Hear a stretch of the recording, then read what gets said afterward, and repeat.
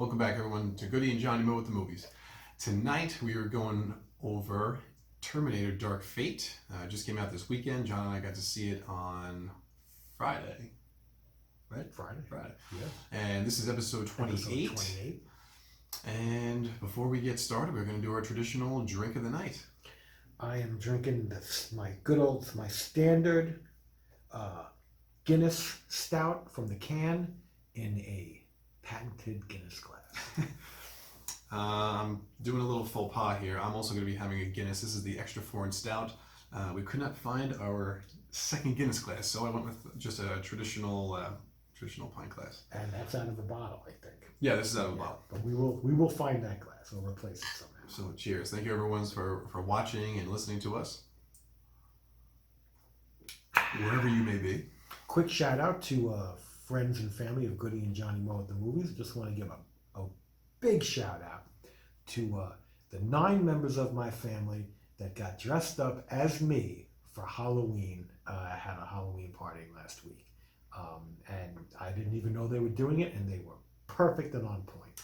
And there were so many to choose from. I had people come to me, did anybody dress up as Communion Johnny Mo, Camping Johnny Mo? I'm like, no. But there's so many. It was a lot of fun. So cheers to that. Cheers. Absolutely. All right, so with that, we are going to get into this film. Terminator Dark Fate. Now this is the sixth film in the franchise. And I'll be honest with you, I'm not a big fan of the name of the film. Like, to me, Dark Fate is just really a very bland and generic name. I think overall, I liked the movie, but I thought it was a pretty lame name. I mean, Dark Fate. I mean, each one's basically had a subtitle since T2. I mean, T2 was Judgment Day, T3 was Rise of the Machines, and then you had Salvation, and Genesis.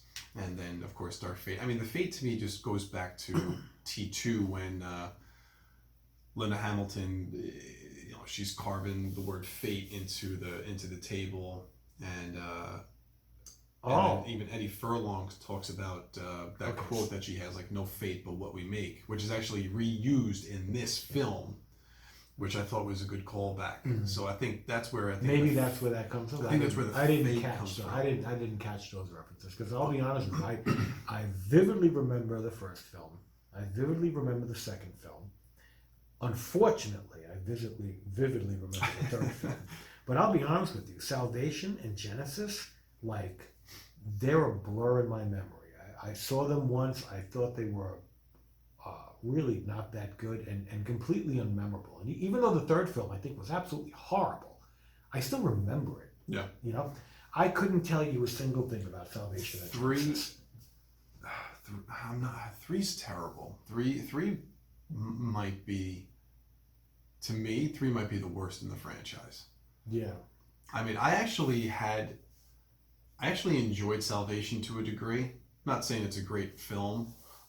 That's the one with Christian Bale. I don't know. There were parts about that because a lot of it took place in the future. So we actually got to see the future that had been hinted at in the previous films, and they finally take you there. There were parts of that I actually enjoyed. Terminator Genesis was kind of all over the place. Yeah. I thought it had an interesting start to the film where they kind of overlapped the 1984 Terminator film. Mm-hmm. I actually thought that was interesting. And then it kind of takes you on a different route. And it was this whole thing about time travel creating these alternate realities. Because that's basically what that movie was. It was an alternate reality of the 1984 film.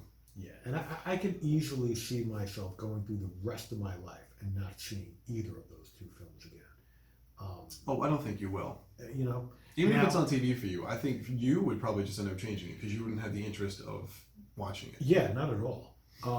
So I'm actually a really big fan of the overall Terminator franchise. I saw the original Terminator in the movies back in, like, I would say, I think it was 1984. 84, I think, yeah. And I can tell right now, that was a really popular film back then.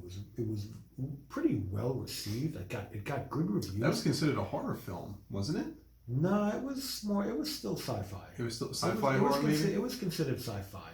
But it was a really great role for Arnold Schwarzenegger. and I think it was probably his by far his biggest role up at that time. Oh yeah. Because I think even though I think Conan the Barbarian came out prior to that, Mm-hmm. that was not nearly as big a success or a franchise. You know, the whole look and feel and the action in Terminator was just so intense. Well, and it's also something that Arnold really hasn't done much of since, and that's be the villain. Yeah. You know, like that was a big film that showcased him as the bad guy. Bad guy, yeah. And you don't really see Arnold doing that much in most of his films past that. And I think that was also, you know, a really big movie for James Cameron. Like Yes. I don't know what Well, I don't know what he did prior to the What was The Terminator Abyss? that was really well known. The Abyss might have been before that. That's the only thing I can think of, because Aliens, that was 86, Aliens was 86, right? Yeah. So that was definitely after this.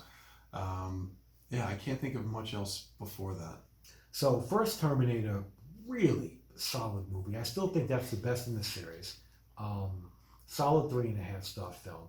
Incidentally, and something that I didn't know this till years later, but Bill Paxton is in the first Terminator. Yes. You know, and he was a nobody back then. No. But he played one of the three punks In the very beginning of the of the film. movie when the Terminator shows up, when Arnold shows up, you know, naked, and he needs to get some clothes, and he you know, goes to these three guys. But one of those, you know, crazy outlandish punks with hair and all sorts of stuff, and is Bill Paxton, Yeah. you know, which is actually kind of funny.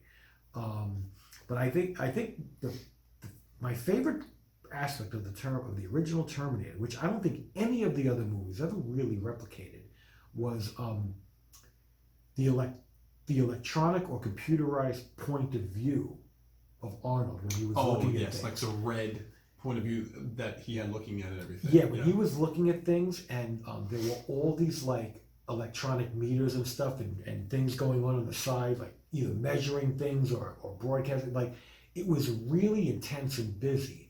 And I think in the later films, they just kind of showed like a view with a little, like, you know, things got highlighted in what he was looking at. And whatever was going on, it was even more so in the first film. And I really think that look was really did the movie justice. And I think maybe they just didn't do that as much because maybe they felt they didn't need to. But I think the first Terminator was really good. And the second one, which came out a good number of years later, 91? was actually very good as well. I don't think it was as good a movie, but it was really enjoyable. I wound up seeing that quite a few times in theaters. But I thought the whole liquid metal worked really well, and it looked real.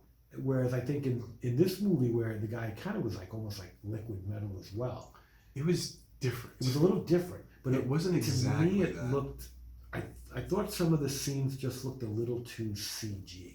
Yeah, I think they utilized that a lot. Yeah, and you know, when it looks too CG, then it's like, then you know it's obvious and it's not even really. It doesn't look like it's really happening in what right. they're doing. I mean, listen, you expect a lot of these action films, sci-fi films nowadays to have CG in them, but you also expect it to be good enough that you feel like you're watching something happening organically in the film. That it's not that you're not just going to look and say, okay, well that's CG. Yeah. Like that shouldn't happen. And I think especially when the film is highly touted and, you know, had a high budget like this film, it shouldn't look like that. And I think one of the pitfalls of Terminator 3, which had so many pitfalls because it was a lot of things were poorly acted, poorly written. I think they made a mistake by making the Terminator, I think, too pretty. Like, she was gorgeous. Like, she was Christina Loken. She was like a model. I think it was Christina Loken was the Terminator. You know, she was like really like she was almost too pretty. It didn't make sense that they would make a warrior like that pretty. But you know, I think they were trying to cash in on that. You know, getting, you know, all the guys to go to the movies. You know, but that's why I think in this movie, I think the counter, like, it was almost like a counter. The girl who plays like the enhanced human, Mackenzie Davis. She's like, you know, almost like she's kind of buff type, tall Amazon type warrior type. Mm-hmm. You know, not with a fancy hairdo. No, she's got a short haircut. She's got, almost like chiseled features, short haircut. She's not trying to look pretty. And even though I found that a little upsetting, I was like, wow, she's not that pretty at all. But I got past that really fast because I thought her character was very good. And I thought she was great. I just got pulled into her character. No, Mackenzie Davis is fantastic in this film. For some people that don't really know who she is, and I had no idea who she was going into this film. She played on an AMC series. It was like when computers were first getting introduced. It came out like a couple years ago. It was on for like 3 or 4 seasons. What was it called? Halt and Catch Fire, I think, something like that. Oh, I think I know what you're talking about. I never saw it, but But you probably saw Coming Attractions because you watch shows on AMC. Mm-hmm. So I think it was called Halt and Catch Fire, something like that. And she was on that show, and she's a good actress. And I mean, she still looks attractive to be in the movie. I'm still looking at her like she looks good. But I liked her a lot. I liked Natalia. Right, we looked that name up before. Natalia. That was who played the Mexican girl. She was the Spanish girl in this. She was great. Gabriel Luna plays the new Terminator. I thought he was pretty good as well. He seemed menacing. He shows up, and he seems like he's just out. He's got that charming smile that is unsuspecting, but as soon as he has to terminate you, he freaking kills you. Yeah. And I liked that a lot.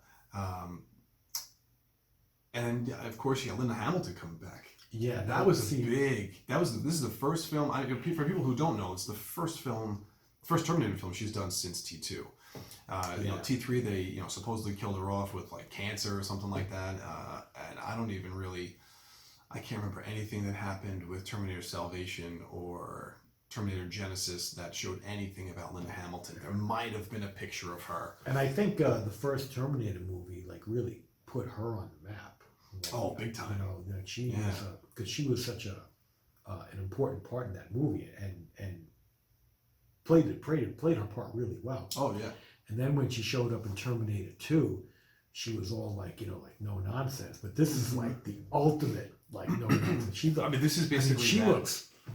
If her and Rambo Last Blood got together, they would fall in love. You know what I mean? And then they would arm wrestle. This basically continues as if all the other Terminator films after T2 don't exist. That's what I wanted to find. First of all, we have to say spoilers. Of course, spoilers. That's what I wanted to confirm that with you.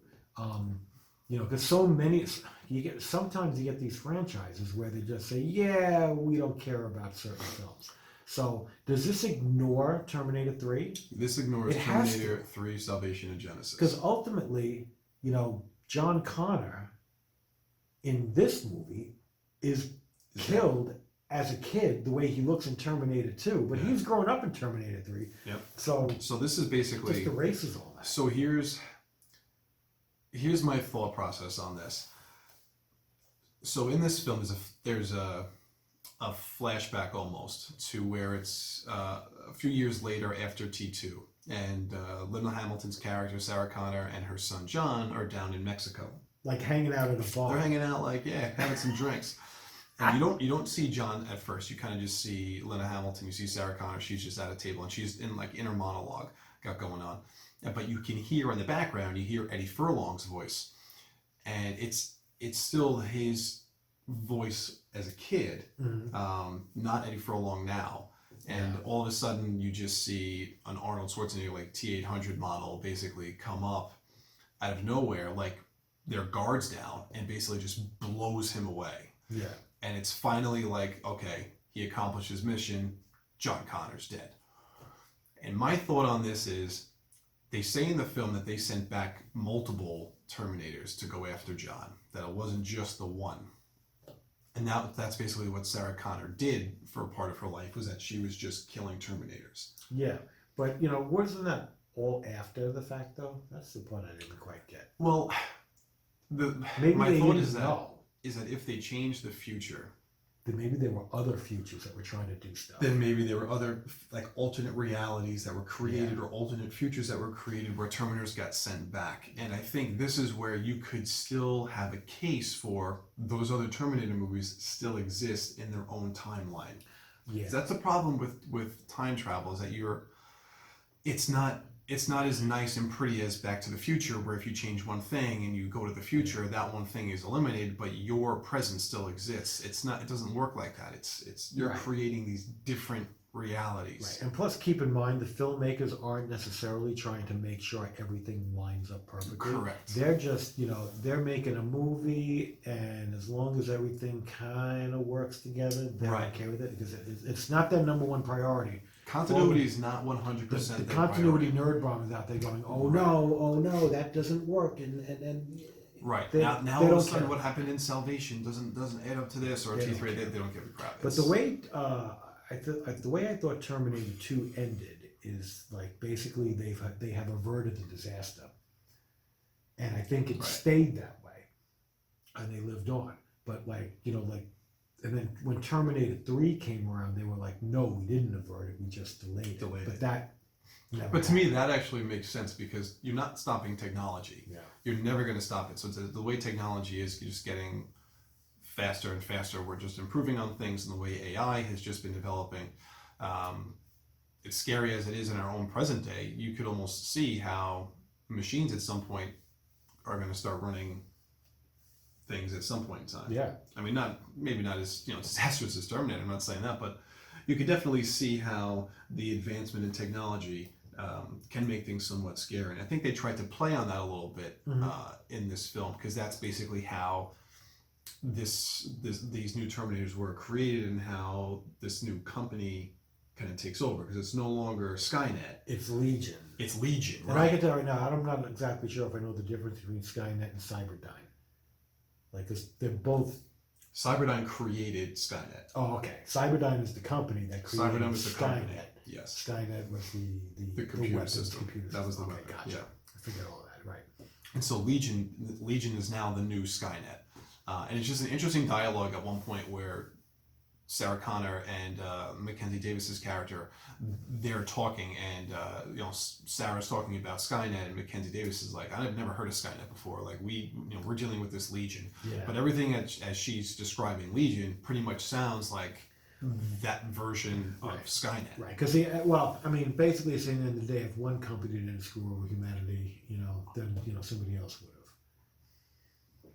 Exactly. It's like people don't realize, things in history are very unique. But at the end of the day, somebody's filling a void.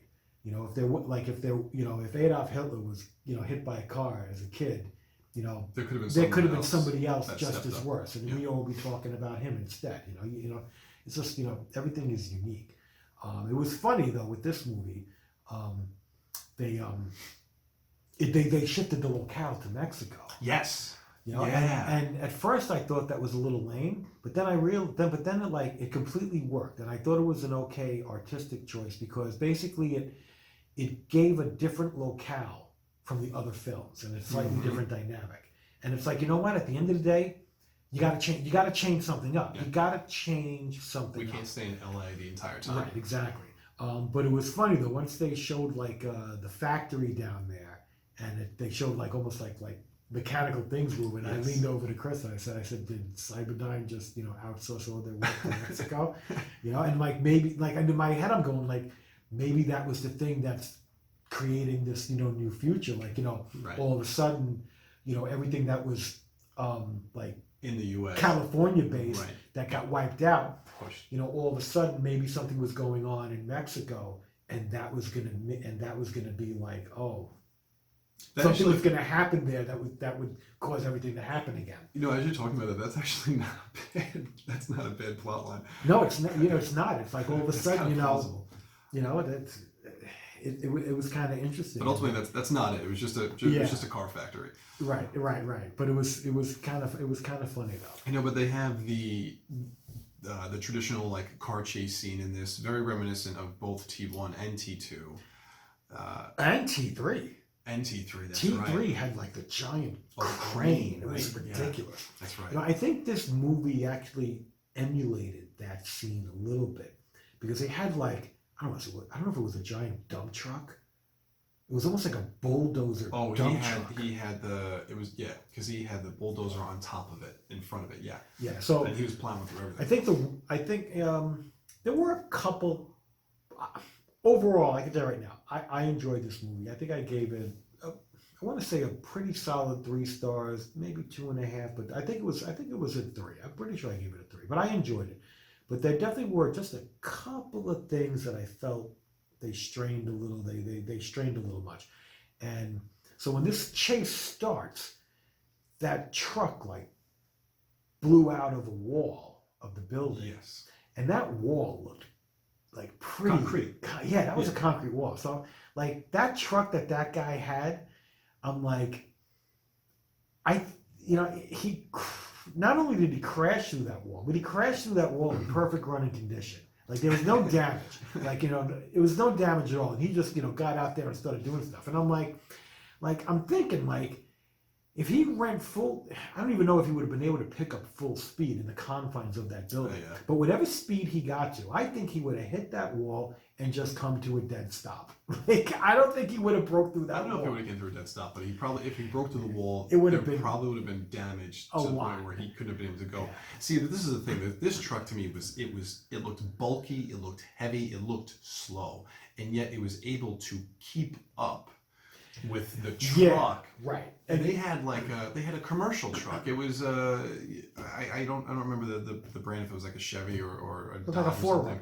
Forerunner. But like they literally are driving in this thing. Oh yeah, it was a Toyota. You're right. They're driving this thing on the highway, and this giant bulldozer dumpster truck is driving along with them and catching up. And I'm like, there's no way this thing keeps up with this car. Yeah, you can't from a blind action perspective, it was a fun scene to watch. Yes, but it was like, in reality, the two wouldn't have been able to keep up. Reality of like physics and all that, it just it was a little bit of a stretch. Yeah, but I mean, don't get me wrong. It was a well done scene.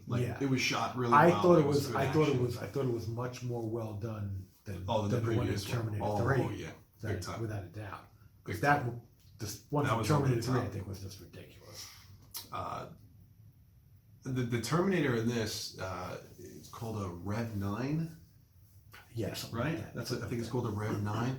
And what's interesting about this Terminator is it still has an endoskeleton underneath it, and then it's almost got a liquid metal skin on top, but it can transfer. And you see this in the trailer where the one Terminator, like the liquid metal aspect, comes off of it and forms a figure that can do whatever it wants independently, and then the skeleton can kind of stay behind and still act independently. Yeah, I don't know that they kind of explained that well, but they did it enough times where it's like, that's what this Terminator can do.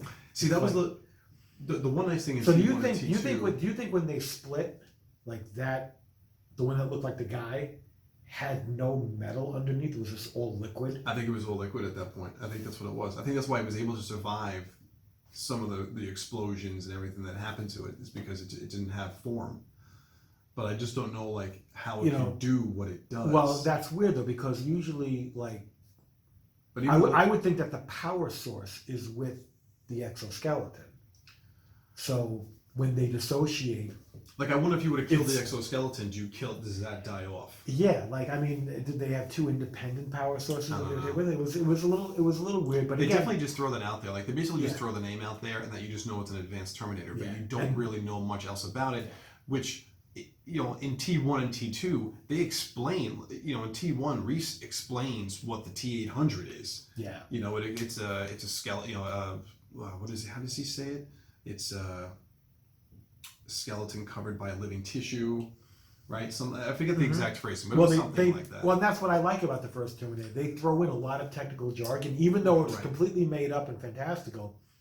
You know, It's in there. You know, the guy's he's talking about it as if he knows exactly what he's talking about, Yeah. and this is the explanation, whether you understand it or not. And you're almost listening into it from the perspective of Linda Hamilton Yes. in a 20th century mind frame, Right. going, I don't know what the I hell don't he's believe talking any of this about. stuff yet. But he does, and that's a sign of good filmmaking and writing and delivery of lines. And then in T2 you have Arnold explain what the T-1000 is, the liquid metal Terminator. So Right. like he goes into that. Right. So you have at least some basic knowledge of what the Terminator. It's Yeah. not just okay. Here's a brand new Terminator, go, and you can buy into that fact. With the Rev 9, we just basically get the fact that that's the name of it. It's made by this company called Legion, and it's just an advanced Terminator.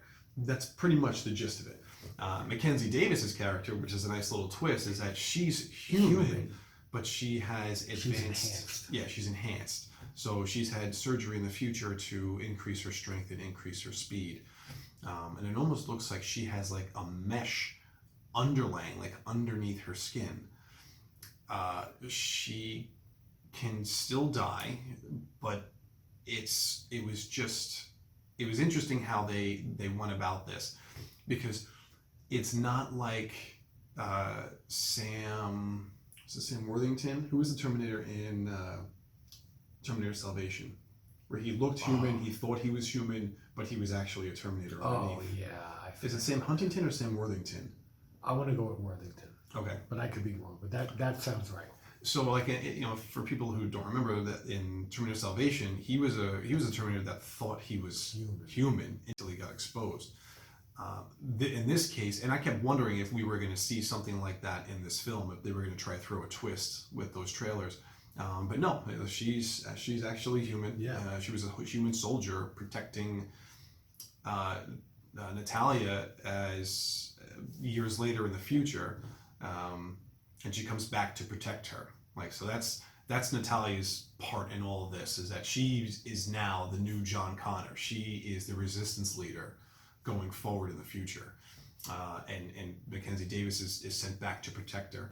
So definitely some interesting elements and some overlap between T1 and T2, and even like Sarah, you know, when Linda Hamilton's character comes into it, she's basically like, you know, she's me. You know, she's the one who, at first, she thinks she's actually going to be giving birth to an heir that's going to be the resistance. Right. And that's where she's wrong. Yeah. And Mackenzie Davis doesn't say anything until much later in the film, and it's like, there's no heir, it's you. You are the leader. Yeah. So I thought that was a nice, cool twist. Now the way this was all timed, like when they showed like Natalia in the future, like, you know, finding her. Yeah. Like, she's not that much older than she is now. Right. And when she finds the little girl, that little girl is not much older than what that character really is in that timeline. So it almost makes it seem like it's happening sooner. Yeah, whatever's like when they say, like, you know, everything shut down, everything turned off. Like, it made it seem like that was going to happen. They almost talked about it like it happens a long time from now, but it really doesn't. It would have happened like almost within 12 months of where the film was taking place. When I'm trying to remember the date, because Mackenzie Davis says a date of like when things went dark. Yeah, and I didn't think about it, but I almost want to see that again and just see if the dates line up, because I believe the film takes place in 2020. Yes, if the math was right on that, because I think it said something like 11 or 12 years later, and that was after, like, I think it was like 1998, because 1997 was when everything was supposed to happen, right? Like, that was the original date of Judgment Day, and then all of a sudden in the beginning of the film, when Sarah Connor and John are in Mexico, I believe it's like some time frame in 1998, and then afterwards it jumps to, it says 12 years later, right? Is that right? 22 years later. No, 22 years later. You're right. I'm sorry. 22 years later. Excuse me. Yes. Yeah, that makes sense. And so that makes it 2020. And Yeah. I'm almost positive she said something like 2041. See, and that doesn't make sense. But did I get that wrong? I'm almost positive I heard it was either 2041 or 2031. Even still, Even if it was 2031, even if it was 11 years later. See, to me, it makes sense if it's 2021. Yeah, no, it does make sense. So because 2021. Because when you look at Natalia in those future scenes, she is not that much older No, than and she raises right her. now. And she raises her. girl. And that girl is alive in that reality, in that time. Yeah. You know, as a little you girl. see her. Right, they show her. Yeah. You know, so I almost you know, not to be nitpicky, but at the end of the day, right, line up the timeline. The screenwriter, all they have to do is pick years that make sense. It's not like, if 2031 makes more sense than 2041, and all you got to do is make that change in the script to make it make sense, then you put a year that makes sense. But I'm going to be honest, I don't remember the exact. I don't remember the year that they said. So they could have very well said 2021. Like that to me would have to take a second view. My impression in the beginning of the movie was that it did take place later, and then when I saw how everything was lining up at the end, I was like, oh, this is actually taking place a lot sooner, and I couldn't remember the exact dates they said in the beginning. But it's not that hard to make the dates line up. If you're going to play with these characters that look like this, at this, like they show them, so you just got to make dates that make chronological sense, or make sense. One of the interesting twists to this was eventually they all go to this meeting. It's not really a meeting spot. It was basically a location that was giving Sarah Connor coordinates whenever a Terminator was getting dropped somewhere. And she doesn't know where they were coming from or how. It always just said in the text for John. So she would go and she would end up fighting the Terminators. Now, what's baffling to me is that Terminator 1 and Terminator 2 seemed like it was so difficult to kill a Terminator, and nowadays it's so she's just waltzing in there and taking the Terminator out that easy by herself, one-on-one. Who is Sarah Connor? It made it sound like she had killed many Terminators. The battles over the last 20 years. The battles that we haven't seen. The fights. And it's I mean, it would have been one thing if you had a couple of Terminators, but it seemed like she was getting them. Yeah, and not for nothing, she's like a fugitive on the run. Yes. How much technology could she possibly have access to on a regular basis? Weaponry. But where are they dropping them? They're all dropping them where she's located. It's not like she can go traveling. She can't go traveling to the States. She's a wanted woman there. Yeah, and whoever's dropping them isn't going to drop them in a place convenient for her. Exactly. So, all right, again, listen, we get this is nitpicking. We completely understand. But when you start breaking things down and thinking about it, it's like, all right, this is what we're going to do. So anyway, basically Mackenzie Davis's character has coordinates tattooed on her body, and it's basically saying... Yeah, and who tattooed those on her body? Natalia? I'm guessing it was Natalia. In the future. Who knew where she needed to go. Yeah, and so basically she finds out that the cell phone, she is able to trace it using her technology and basically saying, now, these locations are the exact same. Now, and this is something else. How would she know where Arnold is?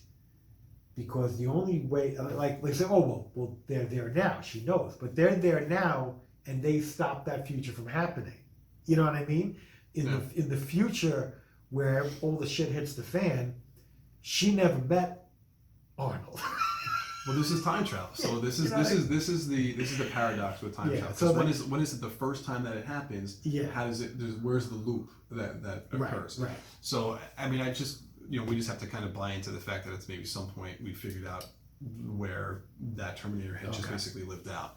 So they basically make their way to this cabin, and it's Arnold. And he's still a Terminator. He's a Terminator. That has aged since his mission ended, and he basically says that he's sorry for killing John, and I have to say this is one of the best scenes I think in the film, because Linda Hamilton just goes off and just wants to kill him. Yep. Doesn't care what he has to say. You killed my son. And I completely get that. And then eventually she starts to calm down. Well, I think at one point I leaned over to Chris and said, by the end of this movie, they're going to get married.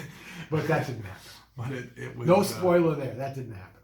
But the one really cool thing about this is that when Arnold comes in, like you're waiting for him to take over the film, and he doesn't, which is actually good. Which is good. Like he takes a back seat to these newer characters that are here, and he even has it's almost like he has a comedic role almost. Yeah, he's got some funny lines. He does, because he's like, who would marry you or something like. Because he's married. Well, he's married, or is he just with this woman?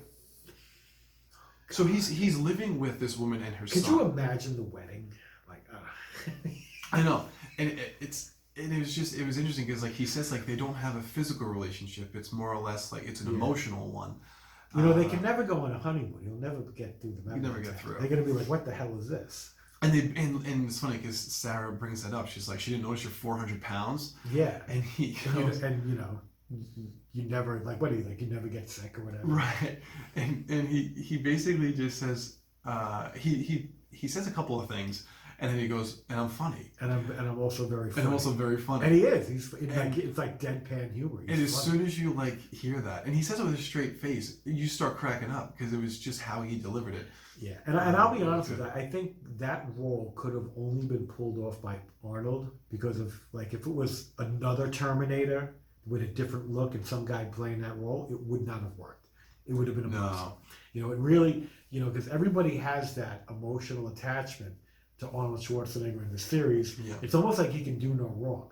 But if you really and to me, I felt like this was the biggest leap of faith in the film. It was bringing him back. Well, no, that you have a Terminator that when it's done with its mission decides to be human. Like, I don't think they're programmed to do that. I don't think it was him trying to. I don't think initially it turned out that way, and he even says that. He said like once his mission was over, like he needed a purpose. He needed something, and he even tried to relate that to Sarah Connor. It was like like you should understand this. Like you need, because he kept feeding her all that info over the years. So he's like, you needed a mission, and I gave it to you. Yeah, and I just don't know that a Terminator would have that much. Initiative, but it can learn to go down any sort of path that leads to him not destroying. But I think that's the whole because it's a weapon designed to destroy. But it's also designed to learn. Is it? And he will, and like Sarah Connor says, like it's an infiltrator. At one point where they're there, so it's kind of like he's kind of infiltrating humanity, and he's learning, and he's also learning human behavior. Yes. Okay. I think it's okay. So to me, it's not an easy sell. It's a tough sell. No, it's a stretch. But I think how they went about it, you could buy into it. I think they did it. They hit the emotional points enough during that segment and during those conversations when they're in the cabin that you could almost buy how and why he was trying to assimilate himself into humanity. And that was a nice. I actually thought that was a great twist to it. It was different than what you had seen in the past, where it was just a emotionless machine. Yeah. And I think they did enough twists and changes in this movie and I think they were. I think it worked. Like the whole like the change in locale, and then Arnold is like a reformed Terminator trying to help out, and then you have the girl who's not just like a guy like Reese was. Yeah, she's not. And not like another Terminator. She's in between. Yeah. And then you have basically the person they're trying to save. It's not they're actually literally trying to save her, as opposed to her because she gives birth to somebody.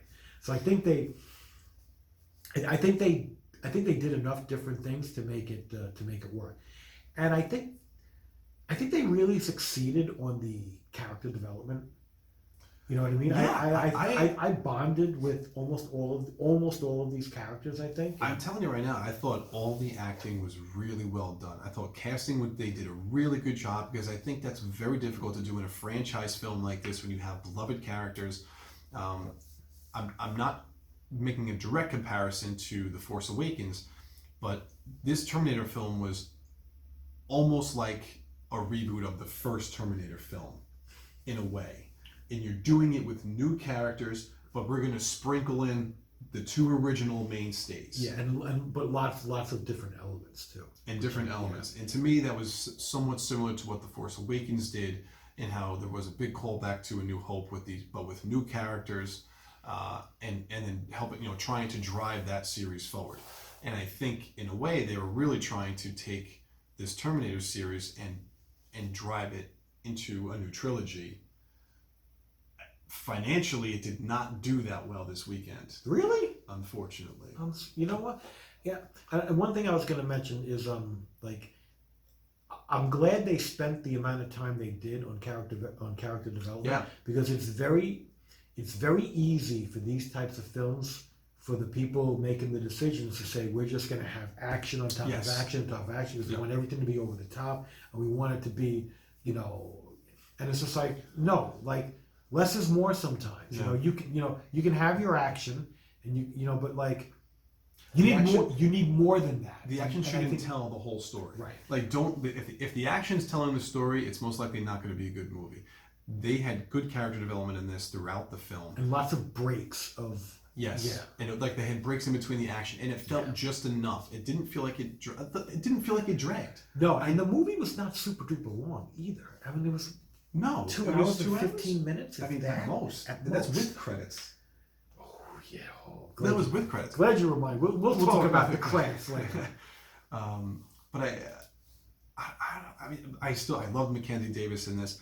And Natalia, I thought she was great, and she has such unbelievable. She grows so much throughout this film, and and the time frame is really with like what, a day, and how much she changes. Yeah. I mean, at the end, she gets at the end they all gather at this. They try to basically set up a kill box for their terms, what they use in the film. And she wants to be the bait. Like, she's like volunteering. No, the Terminator's after me. Let's do this. Let's do it. Let's bring it in. I will lure it out, and then we'll take it down. And that's essentially what they end up doing. And they, Arnold and the Terminator fight it out. Mackenzie Davis comes in. Her and the Terminator, they fight it out, and the Terminator splits. So this is where it's like, the two are fighting each of them, which was really interesting. And then it basically at the climax of it all, Natalia comes, and she is the final one to start fighting the Terminator, and she starts cursing at it in Spanish. Yeah, which I thought was. I loved that. Like, to me, that had authenticity to the character. Yes. Yeah. And she said it with verve. It's like it wasn't like she just didn't say it in English, because that wasn't her. Like, in the beginning of the film, you see she goes back and forth switching between Spanish dialogue and English. But in this, when she got angry, she got heated, she went full on cursing at it in Spanish to Terminator, and I thought that was great. I had a big joy when I saw that happen, because I felt to me that felt real. Now, I thought the scene with the plane was a little. Oh, that was over the top. Was a little over the top. Oh yeah. In two respects. One, the one plane hitting the other plane. I feel like if two planes collide in midair, I think they just both explode. I think so too. That to me was a stretch. I mean, visually it was pretty stunning and exciting. Oh yeah. But I'm like, these planes should just explode.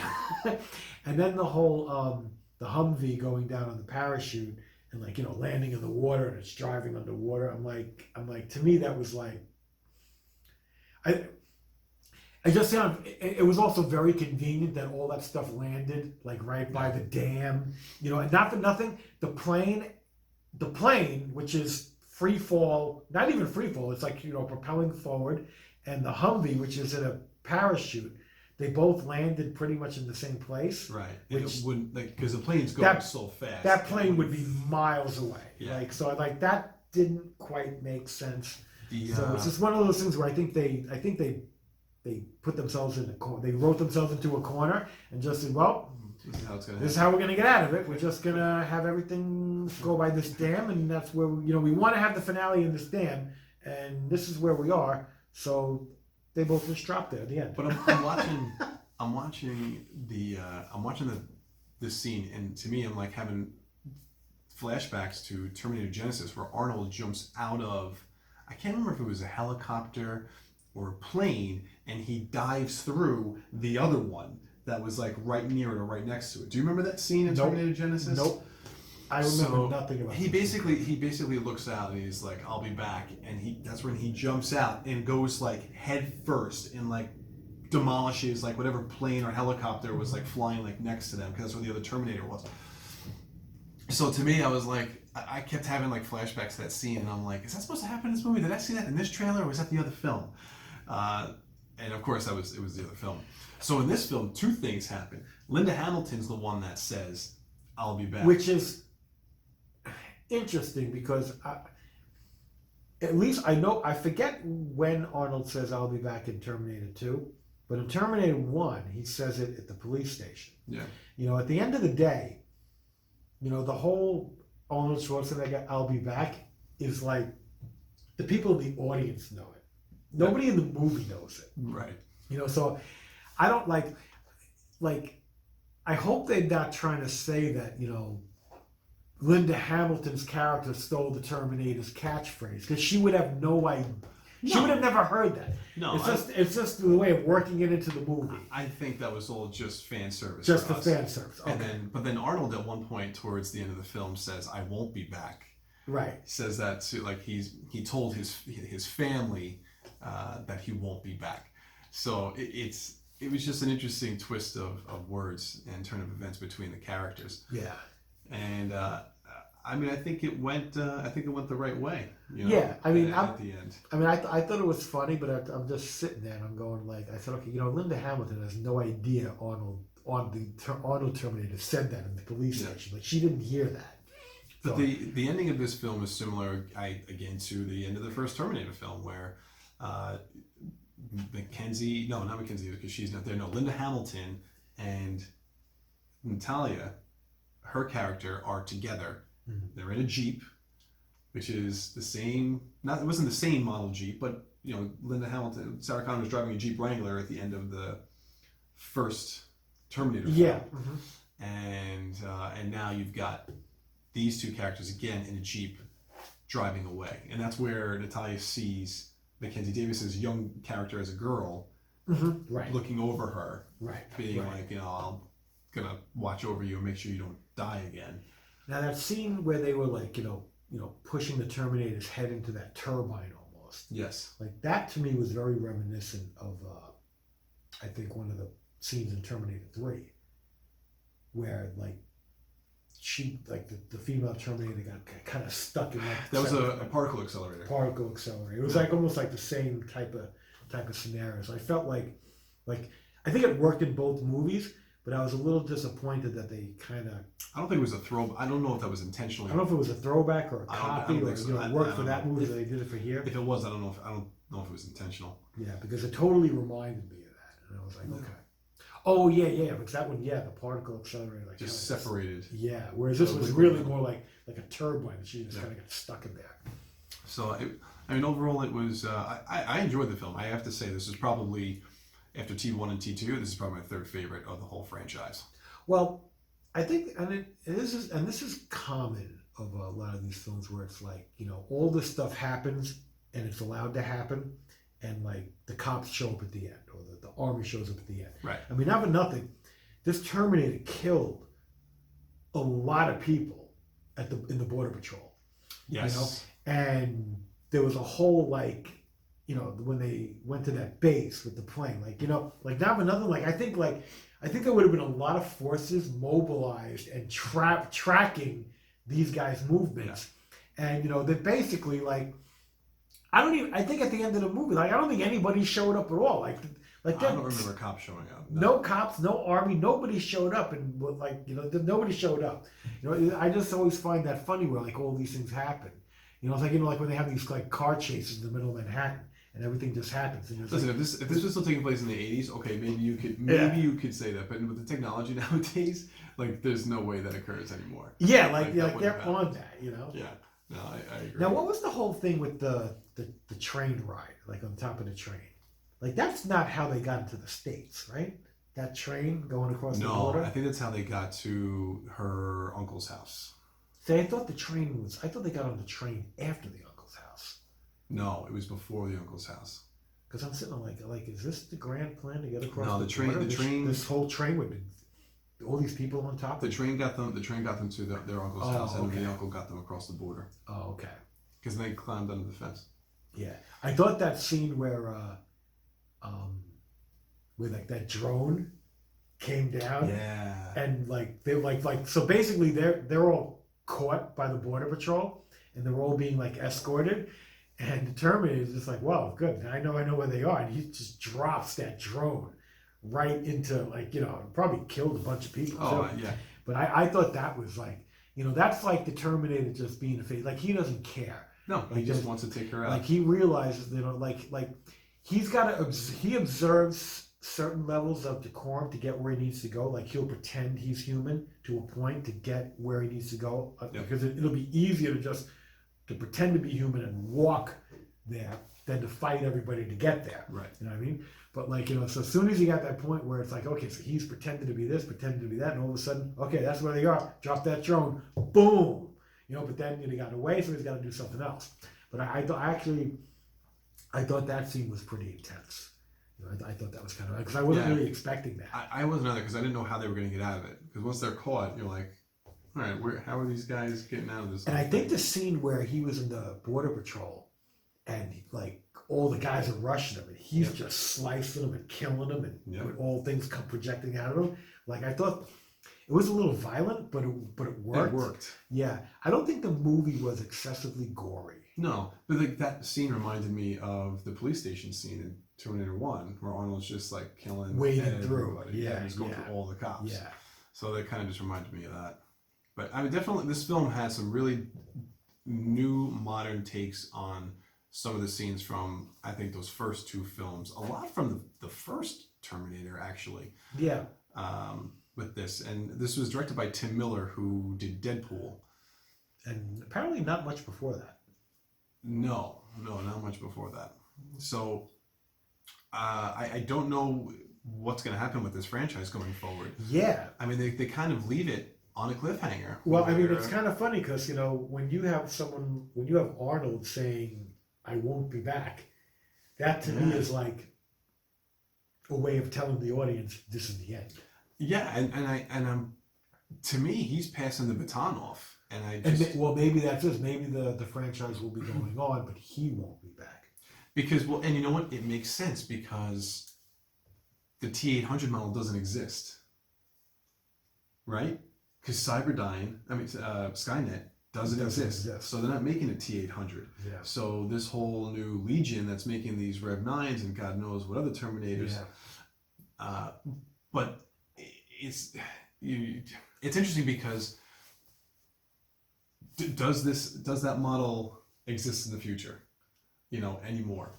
Like, are we dealing with, like, that's the whole thing with time travel. There's so many ramifications from it. It's basically just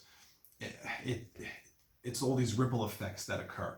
So him saying that, I believe it. I don't think Arnold's coming back for another Terminator film. Well, okay, so the people in the studio, the money people, know that they have a good franchise. And the franchise can survive without Arnold. Just like basically the Alien franchise can survive without Sigourney Weaver. Like there's enough life, the aliens don't need Sigourney Weaver. You can make an Alien movie. Yeah, you can make a Terminator movie with different Terminators. You can make it with anybody as long as you have good writers and a storyteller, and that's what you need. I thought Tim Miller did a good job with this film. I was happy with it.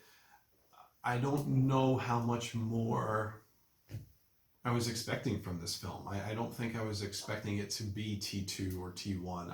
I was just hoping for a good Terminator film. Yeah, and I'll be honest. And I think I got that. I got that too, and I wasn't sure if I was going to get that because I've been so disappointed in the Terminator franchise.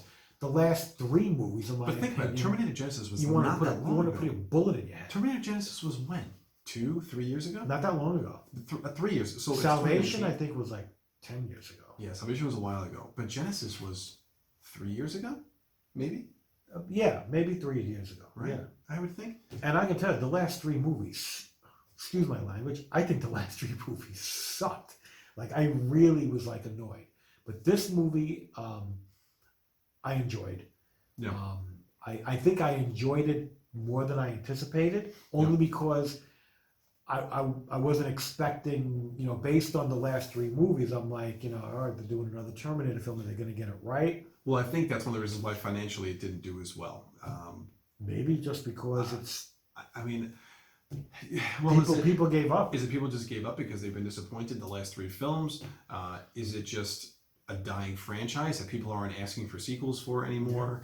But you know what? I felt like bringing Linda Hamilton back. I thought that was would be a draw. Yeah. Knowing that Arnold was going to be in it, I think would have been a James draw. Cameron involved. So I mean, what was the other big movie that opened this week that took all the money? Was there? I don't think it was. Joker pulled back into second place again. Really? Joker pulled back into second. I mean, that movie was made over $800 million. That was a good movie. There weren't that many big openings this weekend. I'm surprised. I thought that movie I thought Terminator: Dark Fate in its opening weekend would have done at least 50 million. No, not domestically. Wow. Internationally, it did decent. It pulled in over 100 and something. I want to say like 120, 130 million internationally. But domestically, I think it maybe barely pulled in 30 million. Wow, that's for an opening weekend. Yeah. And like, however, I wouldn't have thought that. I don't feel sorry for the filmmakers because, like you said, at the end of the day, like internationally it made 100 million. You know what? That means it made 130 million. How much did the movie cost to make? Probably 80 million. No, they spent more than that. Really? Yeah, the special effects with the Terminators, it's a lot of money. No, they'll make their money back. I think they ranged it between, because this is only the first week. It's going to keep making money around the world. It'll make its money back. I'm sure it will make at least its cost back. But these sequels aren't made on making costs back. Sequels are made on the profits of the first film. So it would have to make more than its production budget back in order to start financing a second film. Yeah. Which is a shame because if this was the film, like if this could have been our T3 years ago, they would have had more Terminator films. Oh, and the fact that we've had to wait this long to get a good Terminator sequel. Oh, yeah. It's just a shame because I don't know how much further the franchise is going to go in the near future. I know they have plans for it. I know that. I'm sure over the next couple of months we'll hear something one way or the other if they're going to push ahead with the next film. Yeah, I agree. If this was Terminator 3 20 years ago, say, I think, Terminator 4 and 5 probably would have been better and made more money. And you would have had a solid 5-film franchise. And you would have had a great story arc. Right. And now basically what you have is bookends. Yes. You have good bookends to, a crappy Encyclopedia Britannica, basically. It's just, like those 3 movies in the middle just were horrible. Do you want to talk about your credits? Yeah. So now I just want to give a quick discussion about because naturally we, when I go to a movie, I stay to the very, very end. I always watch the credits, read through it, listen to the music, But there were 2 things that I noticed with these credits that I did not like at all. So basically, when the credits were rolling, basically the backdrop was all black. Mm-hmm. And what they had is standard credits where, you have the title of the job and the person's name. And the person's name was very bright white, and it stood out against the black drop. But the title of the job, whatever they did, was almost like toned down It was like faded gray. And it was actually really hard to read those titles against the black background. And now you had now you had a black background, a very faded, a very white, bold, bright name, and it was like it was hard to adjust because of the difference. And even if you were only looking at the titles, which is, and for most of the credits that's what I'm doing, those were very hard to read, and I found that annoying because I'm like, what are they trying to do? Like, I think there's a very large disrespect of end credits in movies over the past decades. Yeah. It's really annoying. To me, it's a disservice to the filmmakers and all the people involved. So like were they highlighting the person's names because make sure everybody saw the names? But if you don't know what they did, it doesn't mean anything. Either you're watching the credits or you're not at the end of the day. So to make part of that information very hard to read, to me makes no sense. I've never seen credits like that in my life.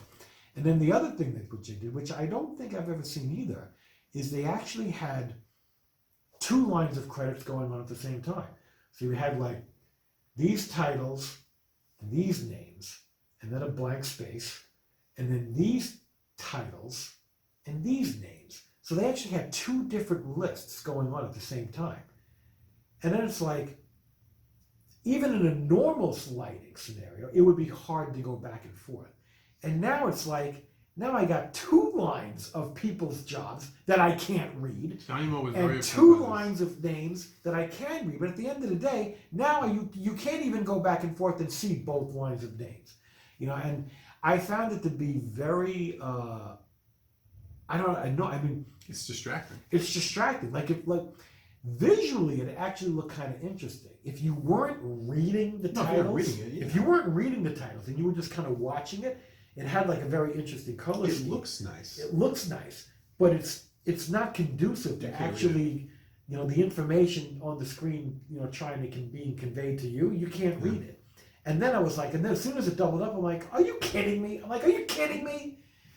I'm like, I've never seen that, and I've never seen faded out. Needless to say, Johnny was very upset by this. So it told me multiple times. I can tell you right now, these credits. I hated these credits so much. I subtracted no less than 1/8 of a star from my final viewing. It's not enough to move it up or down, but it went from a solid 3 to a not so solid 3.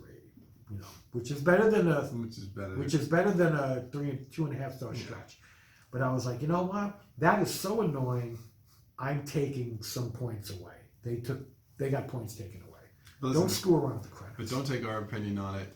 If you haven't seen the movie yet, go see the film. Oh yeah, it's an enjoyable film. If you're a Terminator fan, if you've seen the Terminator fan, you're gonna like this.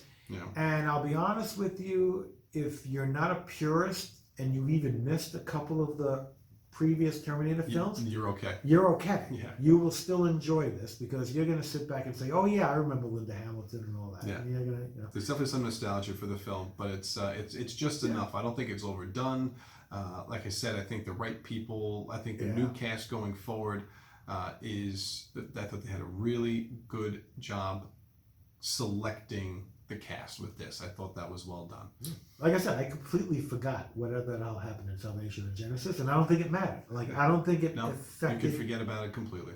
Anything. And I think they wanted to. So. Yeah, exactly. So I think with that, guys, we're going to sign off for episode 28. Episode 28. Oh my gosh, I can't believe it. All right. So with that, guys, enjoy the rest of your night. Thanks so much for watching and listening. Take care.